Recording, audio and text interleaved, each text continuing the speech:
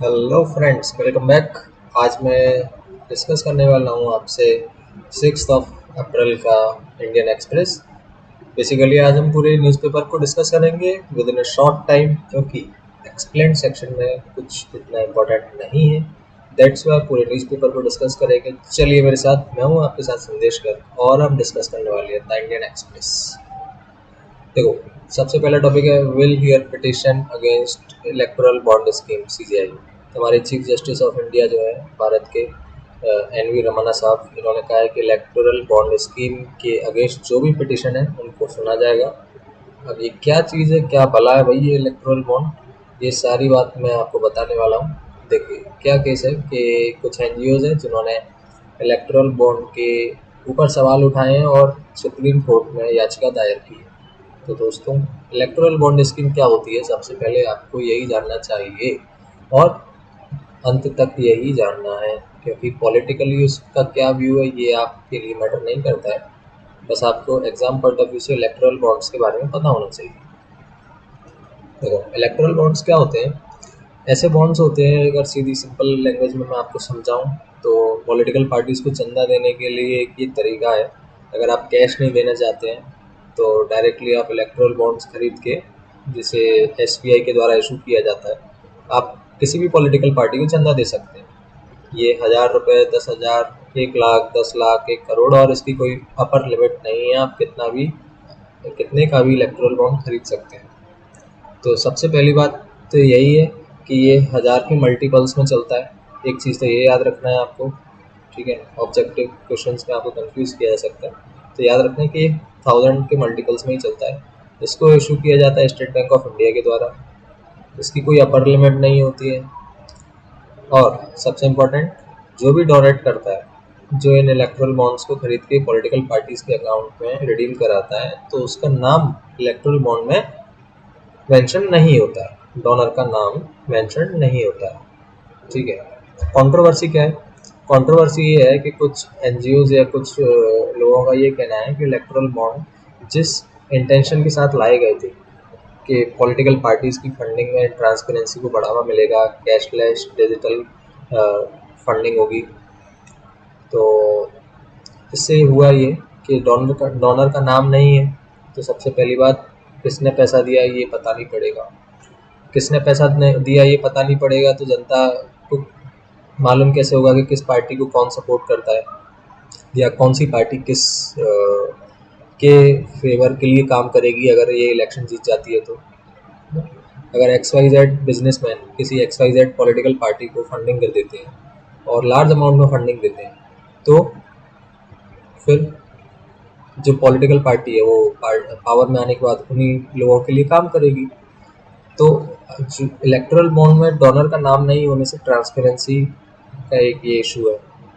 दूसरा, अगर electoral bond में आप ये कहते हैं कि ये ट्रांसपेरेंसी और सारी चीज़ों को, जो प्रोसेस को फेयर बनाता है, तो फिर इसका कोई भी ब्यौरा क्यों नहीं होता, ऑडिट क्यों नहीं होता है? तो ये सारी चीज़ें हैं, ये एक इशू है। तो इलेक्टोरल बॉन्ड के बारे में बेसिक आपको ये पता होना चाहिए। चलिए अब चलते हैं नेक्स्ट हमारी न्यूज़ पे, जो इम्पोर्टेंट है हमारे लिए।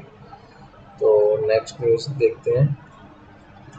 हाँ, ये अब देखिए, कुछ दिनों पहले दिल्ली के सीएम मिस्टर अरविंद केजरीवाल के घर पे एक हमला हुआ था।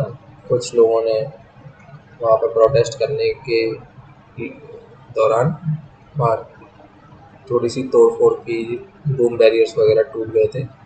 तो वो जो प्रोटेस्ट था उसके बारे में यहाँ पे दिया हुआ है कि उसके अगेंस्ट जब कोर्ट में केस ये आया, कोर्ट के सामने ये केस आया, तो कोर्ट ने ये कहा है कि दिल्ली हाई कोर्ट ने ये कहा है कि देखने से ये पता पड़ता है कि जो फंडामेंटल राइट है पीसफुली प्रोटेस्ट करने का, उसको तोड़ा गया है नोइंगली, इंटेंशनली। और जो प्रोटेस्टर्स हैं उन्होंने fundamental right to peacefully protest को एक्सीड किया है, ठीक है? अब देखिए, हमारे भारत के संविधान में आर्टिकल 19 के अंदर फ्रीडम ऑफ एक्सप्रेशन है। फ्रीडम ऑफ एक्सप्रेशन ये कहती है कि आप किसी भी चीज़ के अगेंस्ट, किसी भी बात के अगेंस्ट पीसफुली प्रोटेस्ट कर सकते हैं। अगर आपको कोई डिसीज़न या किसी भी गवर्नमेंट अथॉरिटी या कोई भी इंस्टीट्यूशन है उसका कोई डिसीज़न या उसकी कोई बात आपको पसंद नहीं आती है तो आप उसके अगेंस्ट प्रोटेस्ट कर सकते हैं, लेकिन पीसफुली। ठीक है, ये गांधी जी का देश है, नॉन वायलेंस पे चलता है। लेकिन इस लिबर्टी को हम, ये जो छूट मिली है हमें प्रोटेस्ट करने की, ये जो लिबर्टी है, इस लिबर्टी को हम बिल्कुल एब्सोल्यूट ना समझें। ये कोर्ट का कहना है, the liberty of an individual is not absolute, कि आपके जो मन में आएगा आप वो करेंगे, ये एब्सोल्यूट नहीं है। कोर्ट का ये भी कहना है कि right to assemble and protest by a political party is fundamental right. ठीक है, ये आपका फंडामेंटल राइट है, मान लिया कोर्ट ने कि आप असेंबल हो सकते हैं, प्रोटेस्ट कर सकते हैं, ये आपका अधिकार है। लेकिन इस पर भी कुछ रेस्ट्रिक्शंस हैं, ये अनकंट्रोल्ड नहीं है कि आप जो मन में आएगा वो करेंगे, तोड़ फोड़ करेंगे। तो इस तरीके से ये एक आर्टिकल आया है। और बेसिकली आपको ये पता होना चाहिए कि जो राइट टू प्रोटेस्ट है या जो फ्रीडम ऑफ एक्सप्रेशन है वो किस आर्टिकल में, क्योंकि आपके एग्ज़ाम के लिए इम्पोर्टेंट है। बाकी पॉलिटिकली उसका क्या व्यू है वो आपके लिए इम्पोर्टेंट नहीं। चलिए आगे चलते हैं। अब हम देखते हैं नेक्स्ट। हाँ, ये देखिए, ये यहाँ पर छोटे से कॉलम के अंदर एक न्यूज़ है। इसमें बताया है कि राज्यसभा के अंदर डिस्कशन चल रहा है, जो मैनिफेस्टोज होते हैं, पॉलिटिकल पार्टी के मैनिफेस्टोज होते हैं, उनको लीगली बाइंडिंग हम बना सकते हैं या नहीं बना सकते हैं, इसके ऊपर डिस्कशन चल रहा है राज्यसभा के अंदर। तो यहाँ पर कुछ लोग कह रहे हैं कि इसको लीगली बाइंडिंग बनाना चाहिए, कुछ लोग कह रहे हैं कि नहीं होना चाहिए। तो आप मुझे कमेंट सेक्शन में बताइए कि क्या ये सही रहेगा कि पॉलिटिकल पार्टीज़ के जो मैनिफेस्टो हैं उनको लीगली बाइंडिंग बना दिया जाए। देखिए, अगर लीगली बाइंडिंग बना दिया जाएगा तो असर ये होगा कि किसी भी वादे को करने से पहले पॉलिटिकल पार्टी सोचेगी। अभी जो जनता को बहलाने के लिए और अपने हक में वोटिंग करवाने के लिए पॉलिटिकल पार्टीज अनकंट्रोल्ड वे में कुछ भी वादा कर देती हैं। तो क्या ये सही रहेगा कि जो आप वादा करें वो वाद्य हो, अगर आपने वो तोड़ा या वो पूरा नहीं हो पाया जो मैनिफेस्टो में लिखा हुआ है, तो उसके खिलाफ एक्शन लिया जाए लीगली। अभी ऐसा कोई प्रावधान है नहीं इंडिया के अंदर, लेकिन इसके ऊपर डिस्कशन चल रहा है राज्यसभा के अंदर। तो आप भी इस पर सोचिए, विचार कीजिए। देखो, न्यूज़पेपर यार इसलिए भी पढ़ लिया करो क्योंकि देश में क्या चल रहा है ये भी पता होना चाहिए। ये देश जो है इंडिया, जो आज सबसे यूथफुल कंट्री है, अगर आप लोगों को नहीं पता होगा कि हमारे देश के अंदर क्या चल रहा है, किन किन हॉट टॉपिक्स पर डिस्कशन हो रहा है, कैसे ये देश आगे जाएगा। सिर्फ इसलिए नहीं कि मुझे यूपीएससी की प्रिपरेशन करना है या मुझे पीएससी देना है। अरे मेरा क्या मतलब है न्यूज़पेपर पढ़ने से? ठीक है, तैयारी करने वाले बच्चे पढ़ते हैं, नहीं यार ऐसा नहीं है। न्यूज़पेपर पढ़ो, समझो चीज़ों को, देश में क्या चल रहा है, थोड़ा बहुत नॉलेज तुम्हारा भी बढ़ेगा, देश का तो कुछ भला हो ही जाएगा। देखो, अभी हम लोगों ने कुछ दिन पहले कवर किया था इंडियन एक्सप्रेस का ही एक्सप्लेन सेक्शन, जिसमें मैंने आपको बताया था पंजाब असेंबली ने चंडीगढ़ को क्लेम किया है, एक रेजोल्यूशन पास किया था। तो हरियाणा हाउस ने उसको रिजेक्ट कर दिया है।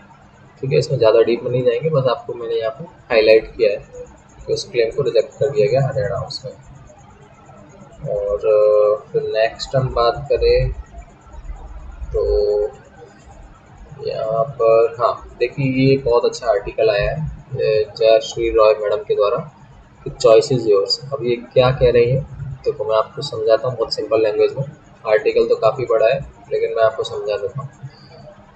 जैसे अभी एक ऑर्गेनाइजेशन है, intergovernmental panel on climate change, international organisation है ये। इसकी एक रिपोर्ट आई है, इसने इस रिपोर्ट में कहा है कि अगर 2030 तक हम हमारे इमिशंस, जो कार्बन इमिशंस हैं या ग्रीन हाउस गैसेस के जो इमिशंस हैं उनको कंट्रोल नहीं किया urgently, on an urgent basis, तो 2030 के बाद सारी चीज़ें अनकंट्रोल्ड हो जाएंगी, फिर हमारे हाथ में कुछ नहीं रहेगा। अब इससे होगा क्या, अगर हमने कार्बन एमिशंस को कम नहीं किया, रिड्यूस नहीं किया, तो पूरे ग्लोब का, पूरे अर्थ का जो टेम्परेचर है, एवरेज टेम्परेचर 1.5 डिग्री यानी कि 1.5 डिग्री से 2 डिग्री सेल्सियस तक बढ़ सकता है। ठीक है, जो कि एक बहुत बड़ा मेजर चेंज लाएगा हमारी लाइफ में, हमारे एनवायरनमेंट में, ऑल ओवर हमारी लिविंग में। तो जो अभी आप महसूस नहीं कर सकते, लेकिन जब टेम्परेचर बढ़ जाएगा तो बहुत ज़्यादा उसके इम्पैक्ट होने वाले हैं। तो ग्रीन हाउस गैस इमिशंस को कंट्रोल करना एक बहुत अर्जेंट नीड है इस समय की। तो यहाँ पर ये मैडम कहती हैं कि अब आपकी चॉइस है, आप इसको कंट्रोल करना चाहते हैं या नहीं, लेकिन इसमें सबसे ज़्यादा हेल्पफुल रहेंगे इंडिविजुअल एक्शन। अगर आप क्लाइमेट चेंज को रोकना चाहते हैं तो इंडिविजुअल एक्शंस आपके इम्पॉर्टेंट हैं। अब इंडिविजुअल एक्शंस क्या है कि देखिए, आपको अपनी लाइफ स्टाइल में चेंजेस लाने होंगे। उनका ये कहना है कि आपको अपनी लाइफ स्टाइल में चेंजेस लाने होंगे, और गवर्नमेंट को भी, हमारी लोगों को, गवर्नमेंट को, पब्लिक को, सबको पब्लिक इंफ्रास्ट्रक्चर पे ध्यान देना होगा। जैसे हम ज़्यादा से ज़्यादा इलेक्ट्रिक व्हीकल्स या इकोलॉजिकली फ्रेंडली टेक्नोलॉजी में हम इन्वेस्ट करें, पब्लिक ट्रांसपोर्ट में विश्वास करें। या इंडिया में तो बहुत ही बढ़िया पैटर्न है कि मुझे सब्जी लेने भी जाना है तो मैं कार से जाऊंगा, एक व्यक्ति चलाएगा, 5 लोगों की सीटिंग है, बढ़िया कार्बन एमिशन हो तो हो, हमें इससे क्या मतलब है। ठीक है, लेकिन आने वाले समय में जब बाहर इतनी गर्मी होगी तब आपको पता पड़ेगा। अच्छा है, इलेक्ट्रिफिकेशन, जो पब्लिक ट्रांसपोर्ट है उसमें हमें इलेक्ट्रिफिकेशन करना चाहिए, जिससे हमारे हेल्थ के इम्पैक्ट को रोका जा सके। हेल्थ पे जो इम्पैक्ट हो रहा है, एम्प्लॉयमेंट बढ़ेगा, इक्वलिटी बढ़ेगी। ठीक है, तो हमारे लाइफ स्टाइल के कुछ चेंजेस हमें करने पड़ेंगे। बिना फालतू में लोग एसी चला के बैठे हैं, अगर गर्मी नहीं भी लग रही है तो भी स्टेटस की बात है, भाई एसी लगा है हमारे घर में, एसी चले। ठीक है, एसी का भले ही फुल फॉर्म नहीं पता हो, लेकिन एसी ज़रूर होना चाहिए घर में। चलो आगे बढ़ते हैं अपन। और तो कुछ इम्पोर्टेंट नहीं है। अब मैं आपको ले चलता हूँ सीधे एक्सप्लेन सेक्शन पे। एक्सप्लेन सेक्शन में भी आज कुछ ज़्यादा इम्पोर्टेंट नहीं है। इसमें बताया कि श्रीलंका में किस तरीके से एक ही वंश के लोग इतने समय से राज कर रहे हैं। तो ये भी अपने लिए कुछ इम्पोर्टेंट नहीं है इस आर्टिकल में। बस आपको ये पता होना चाहिए कि रिसेंटली श्रीलंका के अंदर क्या क्राइसिस चल रही है, जो एक बहुत ही बड़ी इकोनॉमिक क्राइसिस आज खड़ी हुई है श्रीलंका में। उसके क्या कारण है और किस तरीके से उसको हैंडल किया जा सकता है, इंडिया ने क्या मदद की है श्रीलंका की, ये सारी चीज़ें आपको पता होना चाहिए, क्योंकि ये एग्ज़ाम में पूछी जा सकती है, इंटरव्यू में भी पूछी जा सकती है। तो डेफिनेटली आपको इसके बारे में पता होना चाहिए, श्रीलंकन क्राइसिस के बारे में। So all the best, goodbye, तैयारी जारी रखें, मेरे साथ बने रहें। Thank you, bye bye.